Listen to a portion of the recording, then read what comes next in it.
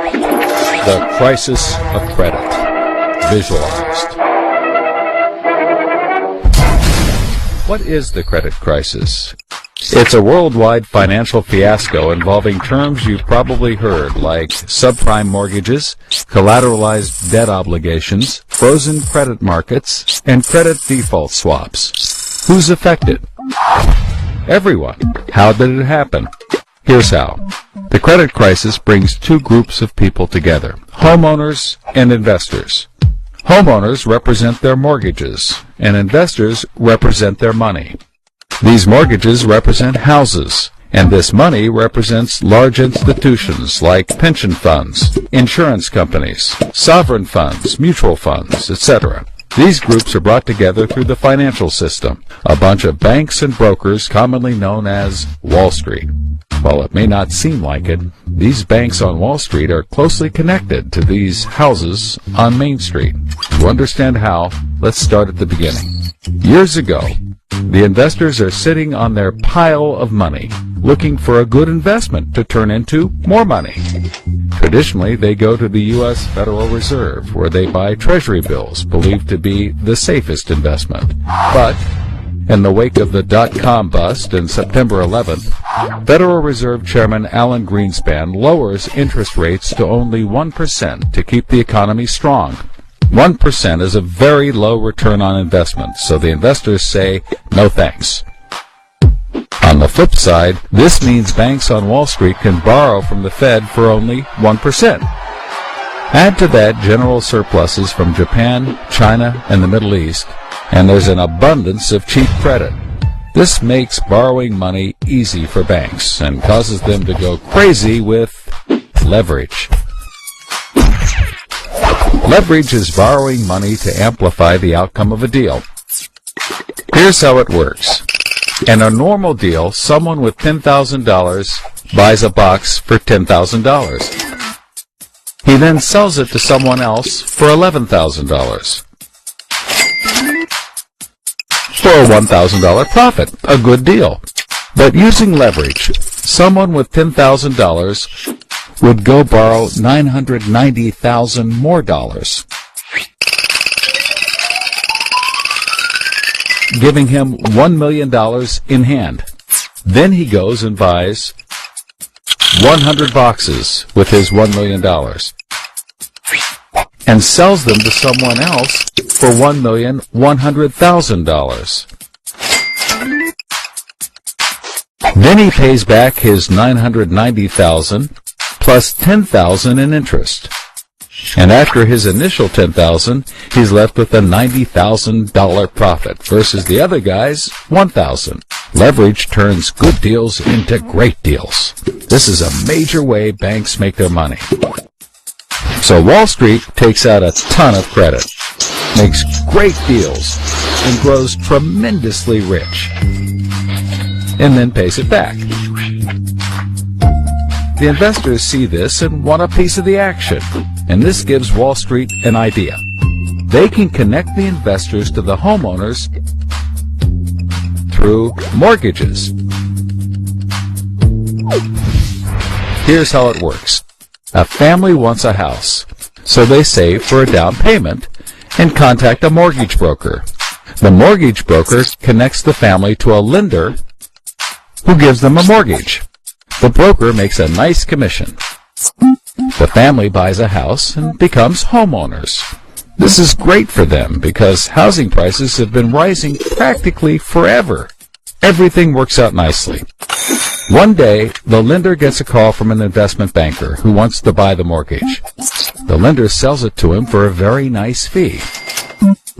The investment banker then borrows millions of dollars and buys thousands more mortgages and puts them into a nice little box. This means that every month he gets the payments from the homeowners of all the mortgages in the box. Then he sicks his banker wizards on it to work their financial magic, which is basically cutting it into 3 slices: safe, okay, and risky. They pack the slices back up in the box and call it a collateralized debt obligation, or CDO. A CDO works like 3 cascading trays. As money comes in, the top tray fills first, then spills over into the middle, and whatever is left into the bottom. The money comes from homeowners paying off their mortgages. If some owners don't pay and default on their mortgage, less money comes in, and the bottom tray may not get filled. This makes the bottom tray riskier, and the top tray safer. To compensate for the higher risk, the bottom tray receives a higher rate of return, while the top receives a lower, but still nice return. To make the top even safer, banks will insure it for a small fee, called a credit default swap. The banks do all of this work so that credit rating agencies will stamp the top slice as a safe, AAA rated investment, the highest, safest rating there is. The OK slice is BBB, still pretty good, and they don't bother to rate the risky slice.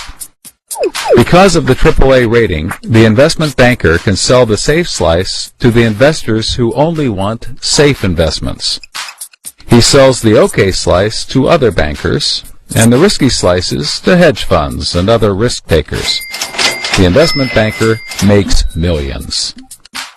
He then repays his loans. Finally, the investors have found a good investment for their money, much better than the 1% Treasury bills. They're so pleased they want more CDO slices. So the investment banker calls up the lender, wanting more mortgages. The lender calls up the broker for more homeowners, but the broker can't find anyone. Everyone that qualifies for a mortgage already has one, but they have an idea.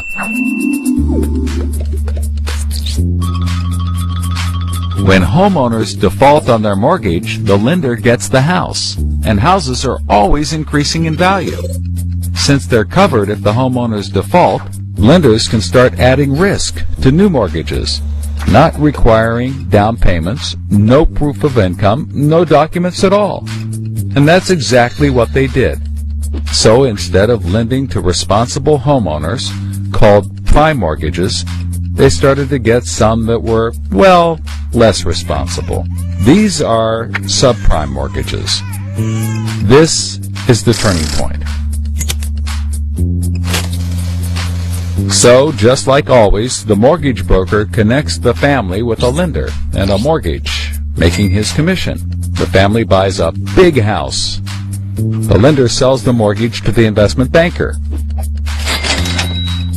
who turns it into a CDO and sells slices to the investors and others. This actually works out nicely for everyone and makes them all rich. No one was worried because as soon as they sold the mortgage to the next guy, it was his problem. If the homeowners were to default, they didn't care. They were selling off their risk to the next guy and making millions, like playing hot potato with a time bomb. Not surprisingly, the homeowners default on their mortgage, which at this moment is owned by the banker. This means he forecloses and one of his monthly payments turns into a house. No big deal. He puts it up for sale.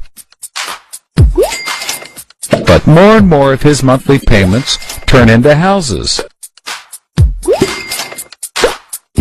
Now there are so many houses for sale on the market, creating more supply than there is demand, and housing prices aren't rising anymore. In fact, they plummet. This creates an interesting problem for homeowners still paying their mortgages. As all the houses in their neighborhood go up for sale, the value of their house goes down, and they start to wonder why they're paying back their $300,000 mortgage when the house is now worth only $90,000. They decide that it doesn't make sense to continue paying, even though they can afford to, and they walk away from their house. Default rates sweep the country, and prices plummet. Now the investment banker is basically holding a box full of worthless houses. He calls up his buddy, the investor, to sell his CDO, but the investor isn't stupid and says, no thanks. He knows that the stream of money isn't even a dribble anymore. The banker tries to sell to everyone, but nobody wants to buy his bomb. He's freaking out because he borrowed millions, sometimes billions of dollars to buy this bomb, and he can't pay it back. Whatever he tries, he can't get rid of it. But he's not the only one. The investors have already bought thousands of these bombs. The lender calls up trying to sell his mortgage, but the banker won't buy it, and the broker is out of work. The whole financial system is frozen, and things get dark.